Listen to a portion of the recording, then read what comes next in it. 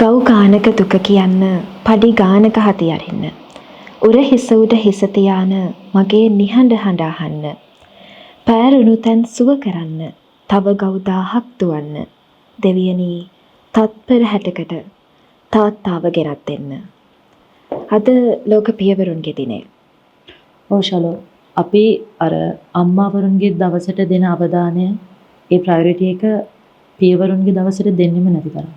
හැබැයි අපිට අමතක වෙච්ච අපි අමතක කරපු ඒ දවස අපි අනිවාර්යයෙන්ම කතා බහට ලක් කළ යුතුයි. මොකද තාත්තා කියන එක්කෙනා මට අහසක්. ඒ අහස ගැන සමහර වෙලාවට ඉරහඳ පායන්නේ නැහැ ඒ අහස නැත්තම්. ඒ නිසා තාත්තා කියන කෙනාව අපි අනිවාර්යෙන් කතා බහට ලක් කළ යුතු කෙනෙක්. තාත්තා කියලා කියන්නේ දරුවෙක්ගේ ජීවිතේ ඉතාමත් සුවිශේෂී කෙනෙක්. විශේෂයෙන්ම දුවෙක් විදිහට. තාත්තා ගැන තියෙන හොඳ මතකය මොකක්ද? ඔය ප්‍රශ්නෙට සලෝ මම මෙහෙම උත්තරයක් දෙන්නම්. මගේ තාත්තා ජීවතුන් අතර හිටියානම් සමහර විට මට එක මතකයක් කියන්න ඉඩ තිබුණා.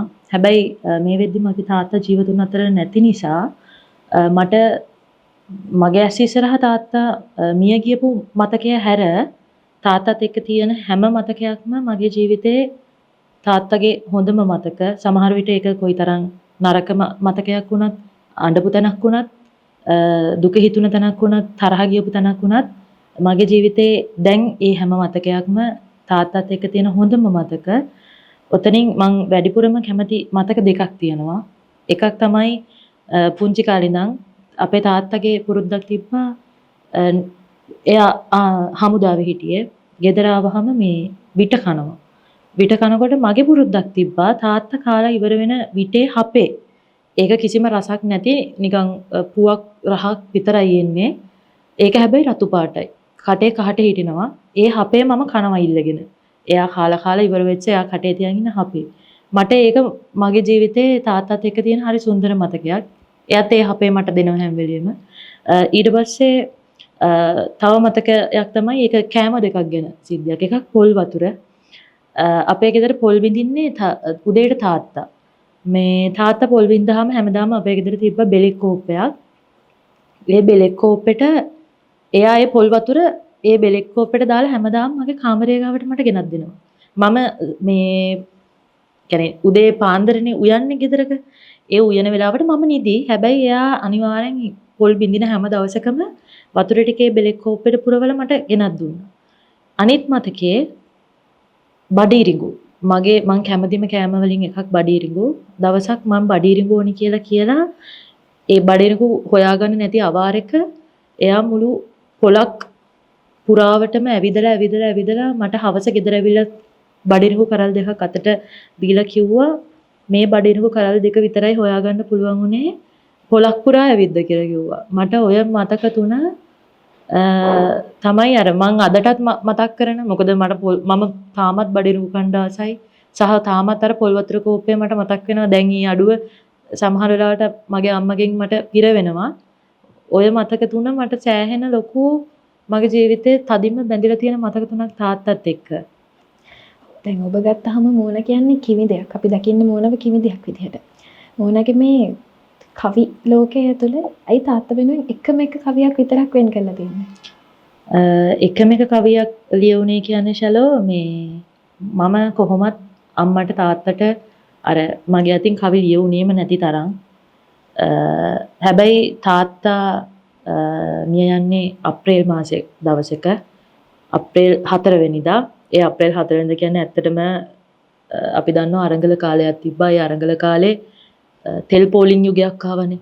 ඔය තෙල් පෝලිමක මගේ තාත්තා දවසක් පුරාවට හිටන් ඉන්නවා. ඒ හිටන් ඉන්නේ පහෝදාට මගේ නංගිට ඉස්කෝලේ යන්න. ඩීසල් නැති නිසා නංගිව ඉස්කෝලේ එක්කන් යන්න විදිහක් නැහැ. ඒකමට තමයි තාත්තා හෙට හරි මම චූටිව ඉස්කෝලේ එක්කන් යන්න ඕන කියලා එයා දවසම තෙල් පෝලිමේ ඉඳලා රෑ ගෙදර එනවා. ඒ ගෙදර ඇවිල්ලා තමයි කොහොම හරි ඒ තිබ්බ ප්‍රෙෂර් එකත් එක්ක මොකද දවසම මිනිස්සෙක් හිටන් ඉන්නවා කියන එක කයකට ඔරොත්තු දෙන දෙයක් නෙවෙයිනේ. හොඳම හොඳම දේ නෙමෙයි අතරම නරකම දේ. මම සාමාන්‍යයෙන් වේලාසන නිදා ගන්න කෙනෙක්. හැබැයි එදා අවාසනාවකට මම ඇහැරිලා හිටියා. මං විතරයි ඇහැරිලා හිටියේ. එවලේ තාත්තා මගේ ඉස්සරහම තමයි නැති වෙන්නේ. මාත් එක්ක කතා කර කර ඉන්න ගමන්. එතකොට ඔය අප්‍රේල් 4 වෙනිදා නම් තාත්තා නැති වෙන්නේ ඊට සතියකට විතර කලින්. ඒ කියන්නේ මාර්තු අන්තිම මාර්තු 20 ගණන් වල වගේ මට පළවෙනි සම්මානය හම්බෙනවා GB සේනානායක සම්මානය කෙටි කතාවකට. ඒ කෙටි කතාවේ මම ලියලා තිබ්බේ තාත්තා කෙනෙක් ගැන. ඒ කෙටි කතාව තැපැල් කරන්න මාව එක්කන් ගියේ තාත්තා. තැපැල් කරන අන්තිම දවස අද නම් මට හොඳට මතකයි මාව බැන බැන එක්කන් ගියා මේකවත් කලින් කරන්න බෑ නේද? මේ අන්තිම මොහොත වෙනකන් ඉන්නවා කියලා තැපැල් කන්තෝරුව වහන්න ඕන මෙන්න තියලා තමයි ඒක තැපැල් කරේ. මොකක් හරි ලක්කයකට මාට ඒ සම්මානේ හම්බ වෙනවා. හැබැයි තාත්තා ගැන ලියපු කෙටි කතාවකට තාත්තා හින්දා මට ඒක යවන්න පුළුවන් වෙච්ච කෙටි කතාවකට සම්මානයක් හම්බ වෙලා සතියකට විතර පස්සේ තාත්තා නැති වෙනවා. ඕක මගේ ජීවිතේ මං හිතන්නේ මේ අර තාත්තා නැති වුණා කියන එක මට ෂොක් එකක් විතරයි. අර ඒකේ මට දුක් වෙන්නවත් වෙලාවක් ඉතුරු වෙලා තිබ්බේ නැහැ. දුක හිතන්නවත් මට කාල සීමාවක් තිබ්බේ නැහැ කියලා මට දැනෙන්නේ. මොකද මට අඬන්නවත් එහෙම ඉඩක් ඉතුරු වෙලා තිබ්බේ නැහැ. ඒ තිබ්බ වෙන පීඩනයක් මට ඒ වයසේදී සහ මට නංගිලා දෙන්නෙක් සහ මගේ අම්මා ඒ තුන හැන්ඩල් කරගෙන මලගයක් කියන එක මට ලොකු පීඩනයක් ඒ දවස්වල. ඕකෙන් පස්සේ මම ලියන්න ගද්දි මගේ කවි පොතක් කරනකොට මම තාත්තා ඉඳද්දි හිතාගෙන හිටියා මම කවි පොතක් කළොත් කවදා හරි පිදුම ලියන්නේ මං අම්මට කියලා. හැබැයි දැන් තාත්තා නැහනේ. දැන් ඉන්නේ අම්මා විතරයි. අම්මා ඉන්නකොට දැන් තාත්තා නැති වෙලා මං කවි පොත කරද්දී මට එකපාරට මතක් වුණා මම තාත්තා ඉන්න කාලේ හිතාගෙන හිටියේ අම්මටනේ මේකේ පිදුම ලියන්නේ මේකේ කවියක් වෙන් කරන්න කියලා. එවලේ මට හිතුණා දැන් අම්මට තවත් තරහ වෙන්න දෙයක් මාත් එක්ක නැහැ. මොකද එයා ආදරය කරපු මිනිස්සයා එයා ජීවිත කාලෙම එයාගේ දේවල් බෙදා හදාගත්තු මිනිස්සයා සහ අපි තුන්දෙනාගේ තාත්තා නැති වෙලා ඉවරයි. මා එක තරහ වෙන එකක් නැහැ කියලා හිතලා මම ඒ කවිය ලිව්වේ මගේ පොතේ පිදුමට. තාත්තා ගැන මම ඒක ලිව්වේ. ඒක පිදුම මේ විදිහට මම ලියලා තියෙන එක පොඩිම මෙච්චරයි මම තාත්තට ලියලා තියෙන්නේ. ඒකත් පද 4යි. කවියක සුබ සිහින දිවියට මවා තබා දුරුතරු දෙසට යොමු වූ ඇස් හෙමින් වසා සිතිජය අගදී දිදුලන හිරු ලෙසින් පබා සිව්පද සැහැලි අතරේ ඔබ මැකී ගියා. සොඳුරු සඳකෙමි අඳුරු පැහැගත් සැඳෑවක ඔඩොක්කුවේ නිවන් ගිය තාත්තට. ඉතින් ඕක තමයි මගේ අතින් ලියවෙච්ච පළවෙනි සහ අවසාන. ඒ කියන්නේ මම දන්නේ මම කවදා හරි දවසක ලියාවිද කියලා. හැබැයි ඒක නොවන මට්ටමක තියෙන්නේ. මොකද මේකත් ලිව්වේ මට අර තාත්තට මට මුකුත් දෙන්න බැරි වුණා ශලෝ. ඇත්තටම මේ අර අපි හිතනවානේ කවදා හරි දවසක මගේ තාත්තට මම මෙහෙම කරන්න ඕනේ. මේ වගේ බලා ගන්න ඕනේ කියලා. එතකොට මට අවුරුදු 19යි මගේ තාත්තා නැති වෙද්දි මට මුකුත් දෙන්න විදිහක් තිබ්බේ නැහැ. මට මුකුත් දෙන්න දෙයක් මං උපයාගෙන තිබ්බේ නැහැ. ඔය දේවලුත් එක්ක තමයි මම මගේ පොත එනකොට ඒක එයාට ඒක අල්ලන්නවත් භෞතිකව ලං කරගන්නවත් බැරි දෙයක්. හැබැයි මගේ ආත්මයට මට සැනසීමක් තියෙන්න ඕනි කියලා හිතලා මම මේ කවිය ලියුනේ එහෙම. ඕනෝක තමයි ඉතින් මේ කවියේ කතන්දරේ ශලෝ ඉතින් අර තාත්තා කෙනෙක් නැති තැනදී මට දැනෙන දේවල් එක තමයි ඔය කවියත් ලියවෙන්නේ. ඔය අතරේ මම ශලෝගෙන් අහුවතින් එහෙම දැන් මම කිව්වනේ මගේ කතන්දරය. ශලෝට තාත්තව මොන විදිහටද දැනෙන්නේ? මගේ තාත්තා කිව්වම මට තාත්තා නැහැ කියන දේ මම තාම ඒක හිතලා නැහැ. අද වෙද්දී අපි කොච්චර ලොකු වුණත් කවදාද දවසක හිම වෙයි කියන එකත් මම අද වෙනකන් හිතන්න හරි අකමැති දෙයක්. මට තාත්තව දැනෙන්නේ මේ මුළු ලෝකෙම මට විරුද්ධව හිටගත්තත් මගේ පැත්තේ ඉන්න පුළුවන්. මගේ අදටත් මට ඉන්න එකම හයිය මගේ තාත්තා විතරයි. මොකද මං එයා ඉන්නකම් මං කාටවත් ජීවිතේ බය නැහැ. අද වෙනකන් එහෙම බය වෙලත් නැහැ. එතකොට තාත්තා කියන දේ ගැන කතා කරද්දී අපේ තාත්තා ගොඩක් සැර කෙනෙක්. අපිට වගේම පිටටත් එයා හරි සැරපරුස පුද්ගලෙක්. හැබැයි ජීවිතේ කවදාවත් අද වෙනකන් එයා අපිට ඇති වෙනකන් බැනලා තී පොඩි දෙයකටත් ගහලා ඇති. හැබැයි වෙන කාටවත් අපිට වචනයක් කියන්න දීලා නැහැ. මට හරි නංගිට හරි ගොඩක් වෙලාවට මේ මගේ අම්මා කියන්නේ ගෙදරින් එයාගේ රැකියාවත් එක්ක ගොඩක් ඈත් වෙලා හිටපු කෙනෙක්. එතකොට මට මතකයි පොඩි කාලේ අපිට උදේට සපත්තු දාලා සුදු ගවම අයන් කරලා ඇඳුම් අඳලා ඉස්කෝලේට ගිහිල්ලා දාන්නේ තාත්තා. එතකොට අපේ ගෙදර ඇත්තටම තාත්තා කියලා එහෙම මේ තාත්තා කරන්නේ මේ වැඩ ටික එහෙම කියලා එහෙම එකක් නැහැ. තාත්තා තමයි අම්මා තාත්තා කියන ඒ චරිත දෙකම එක අවුරුදු දෙක තුනක් තිබ්බේ දෙකම ඒ චරිත දෙකම කරේ තාත්තා. උදේට කොණ්ඩේ ගොතලා ඉස්කෝලේට දාලා තියෙන්නේ සමහරලාට තාත්තා. එතකොට අද වෙනකන් මට ඉන්න එකම අයියා තාත්තා විතරයි. ඔයා ඔය අර ගෙදර වැඩ බෙදාගෙන නැහැ කියලා ශලෝ මට මතක් වුණේ. තාත්තා නැති වුණාට පස්සේ අපි ගෙවල් මාරු කරා. ඒ ගෙවල් මාරු කරාම තමයි මට දැනුනේ තාත්තා කියන මිනිස්සයා කොයිතරම් වැඩ තොගයක් ගෙදරක කරලාද. මොකද අර මේ මට කවුරුත් ඒ ගෙදර වැඩ කරන්න කිව්වේ නැහැ. හැබැයි දැන් මම නම් ඉන්න මට නංගිලා දෙන්නෙක් නම් ඉන්නේ මම වැඩිමල් කෙනා නම් මම මේ දේවල් කරනවනේ දැන්. අර තාත්තගේ අතින් වෙච්ච දේවල් ටික මම ටික ටික කරන්න ගත්තා. ගෙදර ලයිට් එකක් දාන එක වෙන්න පුළුවන්. සිංක් එක කැඩුනම හදන එක වෙන්න පුළුවන්. රෙදි හොදන එක වෙන්න පුළුවන්. පළවෙනිම දේ මගේ තාත්තා ජීවිත තුන අතර ඉන්නකම් මට අවුරුදු 19ක් වෙනකම් අපි සියලුම දෙනාගේ සමහර වෙලාවට රෙදි හොදලා දීලා තියෙනවා. දැන් මම තාත්තා නැති වුණාට මට තාත්තගේ කරෙද්දක්වත් හොදන්න පුළුවන් වෙලා නැහැ. මොකද ඒ තාත්තා නැති වෙන එකත් මගේ ඇස් ඉස්සරහා එක තප්පර ගානකට උනේ ලෙඩ ඇඳකවත් ඉඳලා එහෙම නෙවෙයි. එහෙම වුණා නම් මට රෙද්දක් හොදලා දෙන්න වෙන්න තිබ්බා. එහෙම කියන්න පුළුවන්. හැබැයි එහෙමවත් මට ඉඩක් තිබුණේ නැහැ. එක අතකින් වාසනාවන්තයි ලෙඩ ඇඳක නොඉඳ යම් කිසි විදියකට යාට මරණය කියන දේ ළඟා වෙච්චි එක. ඉතින් අර මට හිතුණා ගෙදර මම රෙදි හොදනකොට රෙදි හොදන එක මෙච්චර අමාරුද කියලා ඒ කාලේ. තාත්තා කෙනෙක් එච්චර වැඩ අර අපි හිතන්නේ අම්මා තමයි ගෙදර හැමදේම කරන්නේ. අම්මට තමයි ගෙදර තියෙන බර තියෙන්නේ. හැබැයි තාත්තා කෙනෙක්ට අම්මා කෙනෙකුට වඩා 100,000 ගුණයක් ගෙදර බර තියෙනවා. ඒක මාරයි ශලෝ ඒක කියන්න මන් දන්නේ තේරෙන්නේ නැහැ ඒක. තාත්තා කියන චරිතය ගත්තාම අපි එක එක්කෙනාට දැනෙන විදිය වෙනස්. තාත්තව ඔයාට දැනෙන විදිය සහ මට දැනෙන විදිය වෙනස්. මොකද එකම තාත්තා කියන කැරක්ටර් එක එක පවුලින් පවුලට වෙනස් වෙනවා. හිතක තාත්තා කියලා කියන්නේ දැන් අද ඔයාගේ ළඟ තාත්තා නැති හින්දා ඔයාට දැනෙනවා තාත්තාගේ අඩුව මොන වගේද කියලා. අද වෙද්දි කොහොමද තාත්තා නැති ජීවිතේ කොහොමද දැනෙන්නේ? තාත්තා නැති ජීවිතේ කියන්නේ ශලෝ ඕකට මේ හරි ලස්සන කවියක් තිබ්බා මේ සුහර්ෂණී නන්දගේ. සුහර්ෂණී ධර්මරත්නයේ කවිය ලියන්නේ ඒකේ කොමාරි තියෙන්නේ මේ සිරිපාද නගින විදියට තමයි තාත්තගේ කතන්දරේ යන්නේ. ඒකේ තියෙනවා අත්පැටට බර දෙන්න බෑ මට බොම කඩතොළු පේනවා සිරිපතුල උඩ නල්ල තියලා මේ කවිය මම පොඩ්ඩක් කියන්නම්. මට පද කිහිපයක් මතක නැති නිසා.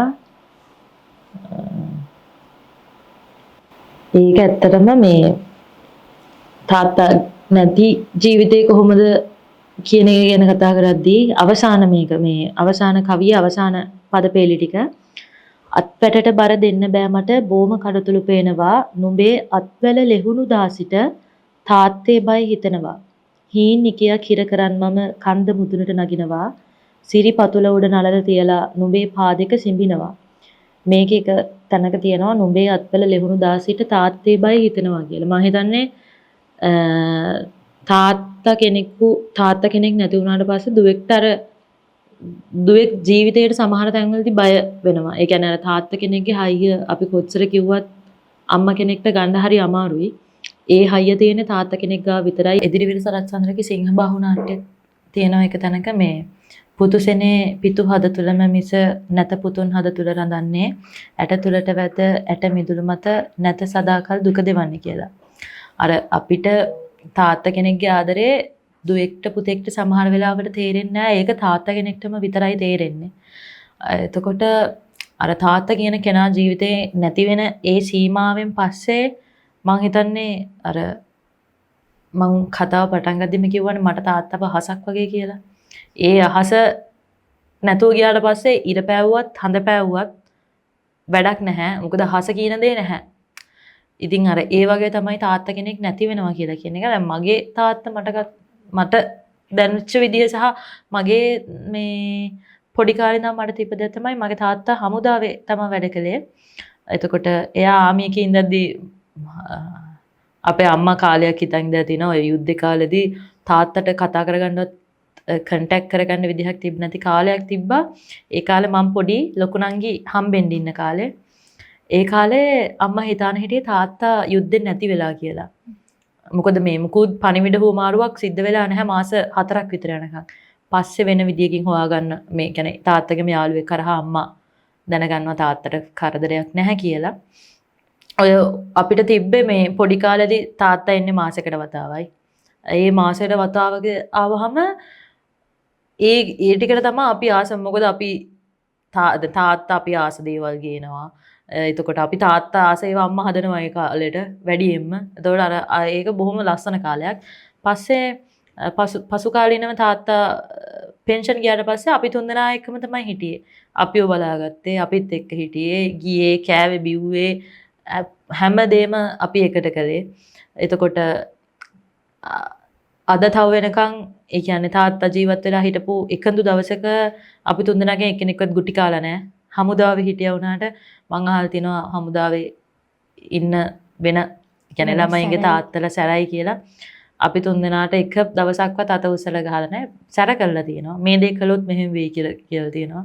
මට මතකයි මේ මම මගේ එක ඉස්කෝලේ කාලේ පාසල් ප්‍රේමයක් අහුවෙලා මට කියපු කතාවක් තමයි ගහන්න පුළුවන්නේ. සමහර වෙලාවට තාත්තලා ගහනවා පාසල් කාලේ ලව් කරන එකක් අහුවුනාම. මගේ තාත්තා මට කිව්ව දේ මට තාම මතකයි. බාල කාලේ ආයෙන්නේ නැහැ වැරදුණු තැන් යලි හදන්න බෑ කියලා කිව්වා. ඒක අර සින්දුවේ කොටසක්. මට තාම ඉතින් අර එදා ඒක කිව්වෙත් ඉස්කෝලේ ගාවින. ඉස්කෝලේ මම යුනිෆෝම් එකේ ඉන්නවා. මට ඒ වෙලාවේ කියපු දේ අපි ඒ කාලේ ඉතින් සෙල්ලමට ආතල් එකට අපේ ආතල් ලේවා. හැබැයි අර තාත්තා කෙනෙක් නොගේ කනට ගහනවට වැඩිය මට දැනුණා මේ කෙනා මට දුන්න උපදේශ මේකනේ කියලා. මගේ තාත්තා ඊට පස්සේ ওই විදිහට අපිව අර බොහොම ඉවසීමක් තියෙන මිනිස්සෙක් ජීවිතේට මගේ අම්මටවත් මම දැකලා නැහැ සැරෙන් කතා කරනවා මේ ඉතින් ওই විදිහට තමයි හැමදේම බැලන්ස් කරගෙන එයාට තිබ්බා එයාටම කියලා වෙනම يعني එයා ආස කරේ අද අපි ජීවත් වෙන්න ඕන සතුටින් හෙට මැරුණත් අද අපි සතුටින් අවසානයේ ජීවත් වෙලා ඉඳලා තියෙන්න ඕන කියන එක එයාගේ ඔළුවේ තිබ්බ සහ ඒක අපිටත් ඒක පුරුදු කළේ. ඔයා අපි දන්නේ හෙට මැරෙයිද මෙහෙම වෙයිද ඒ නිසා අද දවසේ අපි හොඳින් ඉන්න කියන එක තමයි අපිට අන්තිම වෙනකම් පුරුදු පුහුණු කරලා ගියේ. හැබැයි ඉතින් අර අපිට එයා නැතුව සතුටින් ඉන්නවා කියන එක සෑහෙන්න අමාරුයි.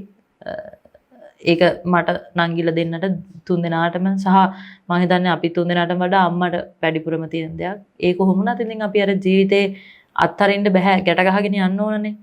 තාත්තා කියන කෙනා නාම මාත්‍රිකව මතක් කරන්න හරි ඉන්න එක ලොකු සතුටක් ඉතින්. ඔහොම තමයි ඉතින් ජීවිතේ.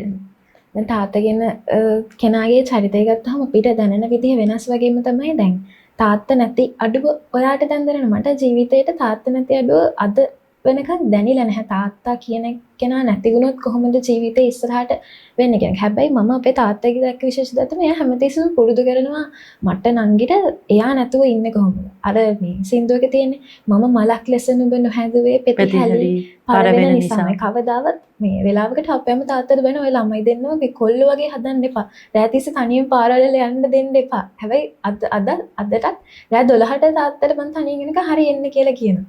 මෙයා අපිව කවදාවත් අර බෝනික් වගේ මල් වගේ අර මට සිලුට විදිහට හැදුවේ නැහැ. එතකොට අදටත් මම සමහර තැන්වලදී බයක් නැතුව ඉස්සරහට යන්නේ හරි බයක් නැතුව සමාජයේ යාළුවොත් එක්ක හරි කොහොම හරි ඉන්නේ ඒ තාත්තයි අපිව හදපු විදිහ හින්ද කියලා මං හිතනවා. මොකද අර මං ඒ විදිහට හරි ආසයි. මොකද සමහර වෙලාවට මේ අම්මා කියද්දි තාත්තා ඔය විදිහට ළමයි හදන්න පුළුවන්ද? ඔය දුවෙක් නේ අනේ ඔය මේ පුතෙක් නෙවෙයිනේ එහෙම හදන්න එපා. ඔය ළමයින්ට ඔහොම නිදහස දෙන්න එපා. අපේ තාත්තා කියන්නේ අපිට මාරම නිදහස තියලා කැමැති ඕනම දෙයක් කරන්න ඕන තැන කියන්නේ රෑ කීයට හරි ගෙදරෙන්. හැබැයි හැමතිස්සෙම මම දැක්ක දෙයක් තමයි එයා කොහේ හරි ඉඳලා අපි පිටිපස්සේ බලාගෙන අපි කොහෙද යන්නේ එන්නේ මේ හොඳම දේ තමයි ඉස්කෝලේ අපි ඉස්සර චූටි කාලේ ට්‍රිප් කරනවානේ 3 වසරේ විතර මට මතකයි ගිය ට්‍රිප් එක අපේ තාත්තට හරි බයයි අපි යවatti උදේ පාන්දර 4ට විතර ට්‍රිප් එක යන බස් එකට නැගලා මෙයා එනවා මේ සෑහෙන දුරක් පිටිපස්සෙන් බයිසිකලේ ඇවිල්ලා තමයි මට මතකයි එකපාරක් අපි රත්නපුරේ ට්‍රිප් එක ගිහිල්ලා ට්‍රිප් එක ඉවර වෙලා පන්සල් ගිහිල්ලා ඔක්කොම කරලා ඉතින් මෙන්න තාත්තා ඉන්නවා අපි එතෙන්ට ඇවිල්ලා ගන්න මාව ගන්න ඇවිල්ලා එයා රත්නපුරේට නිකන් ඇවිල්ලා මේ මාව ගන්න ඕනේ හින්දා. කියන්නේ පිටිපස්සෙන් බලන් ඉන්නවා අපිට යන්න ඉඩ දීලා අපිට නිදහසේ පියමන් ඉඩ දීලා තාත්තලා බලන් ඉන්නවා අපිට හයියක් කියලා අපිට ආරක්ෂාවක් කියලා. මම කියන්නේ තාත්තලා නැති වෙන්න පුළුවන් අපේ ජීවිතෙන් ඉස්සරහට තාත්තා කියන චරිත නැති වෙන්න පුළුවන්. හැබැයි තාත්තා නැති වෙන්න කලින් අපි මතක තියාගන්න ඕන දෙයක් තමයි එයාලට අපි කවදාවත් ආදරේ කියලා නැහැ. කවුනික ආදරේ තාත්තා නැති වෙන්න කලින් ආදරේ කියලා තියෙනවා. මගේ එක පුරුද්දක් තිබ්බා මේ ඒක මං නිතරම කරන දෙයක්. අම්මට තාත්තට දෙන්නටම උදේම නැගිට ගමන් ආතල්ලෙකට හරිද ආතල්ලෙකට කියන්නේ මම ඒක ඇත්තටම හදවතින් කියන්නේ. හැබැයි ඒක මං පුරුද්දක් මට ගිහිල්ලා උම්මා එකක් දීලා තාත්තා මං කිව්වේ පොල් බින්දින්නේ කියලා. එතකොට එයා පොල් ගාද්දි හිරමනේ වාඩි වෙලානේ ඉන්නේ.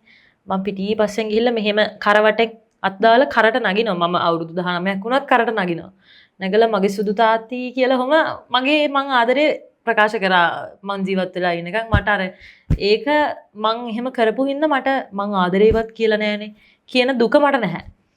මං ඇත්තටම මේ ස්තුතිවන්ත වෙනවා මට එහෙම කරන්න මොකක් හරි පුරුද්දක් තිබ්බ එක ගැන. නැත්තම් මට දැනටත් පසුතැවෙන්න වෙනවා මං කවදාවත් මගේ ආදරේ පෙන්නලා නැහැනේ කියලා.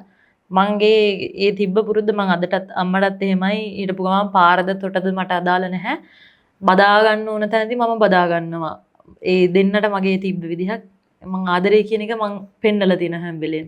ආදරේ කියලා මං කියලා තියෙනවා. බදා ගන්න එක මං ඒක සාමාන්‍යයෙන් මං කරන දෙයක්. ඒ නිසා මට ඒකේ අර මම නොකලා කියන හැඟීම මට නැහැ. මං හිතන්නේ දැන් අද ලෝක පියවරුන්ගේ දිනේ අපි තාත්තලා ගැන අද විතරක් කතා කරන එක නෙවෙයි කරන්න ඕන ආදරේම අපි තාත්තලට ආදරේ. ඇයි අපි ඒක කියන්නේ නැති? මොකද යාළගේ ජීවිතේ තියෙන එකම සැනසීම වෙන්නේ තමන්ගේ දරුවෝ විතරයි. අபிෂේක විමලවීර කවියක් තියෙන. කවියක් මත මේක නිසදසක් මම ඒක කියන්න. මං තාත්තාට වෛර කෙලිමි. ඈතම ඈත දවස්වල අනුන් ඉදිරියේ අතිශයෝක්තියෙන් මාගෙන උදම් මනනා සෑම මොහොතකම අපහසුතාවයට පත් වූ නිසාම මම තාත්තාට වෛර කෙලිමි. මාගෙන උදම් මනනා හැම මොහොතකම ඔහුගේ දැස්වල නිල් එළියක් දුටිනි. මුහුණේ මස්පිඩු නලියන දුටිනි. විශ්වාසයේ පරදන විශ්වාසයක් දිටිමි. ඒ ඇස් ඉදිරියේ දක්ෂතම නිර්මලම සුන්දරම් ප්‍රතිමූර්තිය වූයේ මායි. වසර දෙකකට පස්සේ ඒ නිල්ලෙලිය යලිත් දුටු වෙමි. ඒ කැඩපතිනි. එහි මැවුනේ මාගේ ඇස්ය. තද නිල්ල ඈ වෙනුවෙනි. මාගේ සුරංගනාවිය වෙනුවෙනි. ඇයද ලෝකයේ දිනන්නට සූදානම් බව මම ලොවට හඬගා කීවෙමි. දැන් මට තාත්තගේ සතුට වැටහෙයි. වෛර කරන තවත් කාල පරිච්ඡේදයක් ගැනබෙනු ඇත. වෛර කරන්න.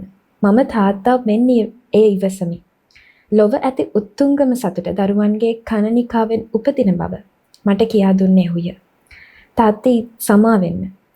තුඹුරු ඇස්වල දිස්නය මගේ හයිය බව වැටහෙන විට ඔබේ දැස් පියවි අවසන්නේ. මේ කවිය ලියන්න අභිෂේක විමන විට තමන්ගේ තාත්තා මිය ගියයින් පස්සේ ඇයට එතකොට ඇයටත් ඉන්නව දුවෙක්. අපි කියනනේ කවදරි මේ ඒක නිතරම කතා වෙන දෙයක් තමයි ඔයාලට තාත්තලත් කියන අම්මත් කියන. ඔයාලා කවදරි අම්මලා තාත්තලා වුණාම තමයි මේ අපේ ගැන අපි ඉන්න තත්ත්වය ගැන අපි කොහොමද මේ කරන්න කියන එක ඔයාලට තේරෙන්නේ නැත්නම් තේරෙන්නේ නැහැ කියන. ඉතින් අපිට අවසාන වශයෙන් කියන්න තියෙන්නේ ඔව් ඒ කියන්නේ තාත්තා කියන කෙනා ඒ ඉන්න ටික කාලේ මන් දන්නේ අපි අද මැරෙයිද හෙට මැරෙයිද කියන එක අපි දන්නේ නැහැ මේ ලෝකේ වෙන දේවල් එක්ක. හැබැයි ඉන්න ටික කාලේ පුළුවන් තරම් මේ කෙනාට ආදරය කරන්න ඕන. ඒ මනුස්සයාට අපි ආදරය කරන්න ඕනේ මොකද අපේ අතපය හතර නොකඩා අපිව උස්මහත් කරලා සමහර මගේ තාත්තා නැති වුණාට පස්සේ මගේ ඉස්කෝලේ සර් කෙනෙක් කියපු එක දෙයක් තිබ්බා. නිතර දකිනවා අපිව ඉස්කෝලේ උදේ හවා ගේන්න අරගෙන තාත්තා එනවනේ. ඔයාගේ තාත්තා පුතේ මේ මහ පොළොවට තරන්න බැරි තරම් බර ගොඩක් ඇද්ද කියලා කිව්වා. ඒ කියන්නේ තාත්තා කෙනෙක් අපිට පේන්නේ නැහැ. මට සමහර වෙලේට තරහ යන්න පුළුවන් මගේ තාත්තා එක්ක තව කෙනෙක්ට තමන්ගේ තාත්තා එක්ක තරහ යන්න පුළුවන්. හැබැයි ඒක එක මේ බිඳුවකට අඩු කරගන්න තව මොහොතකින් මොකද අපි දන්නේ හෙට මොනවා වෙයිද කියලා. ඒ හින්දා තාත්තා කියන කෙනා මේව පුළුවන් තරම් ආදරෙන් බලා ගන්න අර මට බැරි වෙච්ච දේ මං කැමති මේ ලෝකේ ඉන්න හැම දුවෙක්ම කරනවා නම් මොකද මට නැති වෙන්න මොහොතෙත් මම තාත්තා නැති වුණා කියලා දැනගන්න මොහොතෙත් මට හිතෙච්ච දේ තමයි තව ටිකක් තාත්තා හිටියානම් මට මේ වෙලාවේ මෙහෙම කියන්න තිබ්බනම් කියන එක මොකද මැරෙන මොහොතේ අපි ආදරේ කියන්නේ නැගින් අපි දන්නේ නැනේ ඒ වෙලේ නැති වෙනවයි කියලා. ඒ නිසා ඒක මොන වෙලේ වේවිද කියන්න අපි දන්නේ නැහැ. පුළුවන් තරම් ආදරෙන් ඉන්න ඒ ආදරය කියන ඔයා ආදරෙන් හිටියොත් ඔයාට කවදා හරි දවසක අඩතරමේ හෘද සාක්ෂියට එකඟව අර දුක් නොවී ඉන්න පුළුවන් වේවි තාත්තට හොඳින් සැලකුවා කියලා. ඒ දේ අපි ඇත්තටම හැම කෙනෙක්ගෙම ඉල්ලන්න ඕනේ. මොකද ඒක දුවෙක් විදිහට සහ දරුවෙක් විදිහට අපි හැමෝම කරන්න බැඳිලා ඉන්න දෙයක් නෙවෙයි අපි කරන්න ඕන දෙයක්. ඒ දේ අනිවාර්යෙන් අපේ අතින් වෙන්න ඕන දෙයක් ශලෝ. ඒ නිසා අවසාන වශයෙන් කියන්න තියෙන්නේ අද ලෝක පියවරුන්ගේ දවස තාත්තගේ දැස් වැහෙන්න කලින් අන්තිමට හරි ආදරේ කියන්න. මොකද තාමත් ඔය ආදරේ කියන එක අපි ආදරේ කියන එක තාත්තලා බලන් ඉන්න නැති.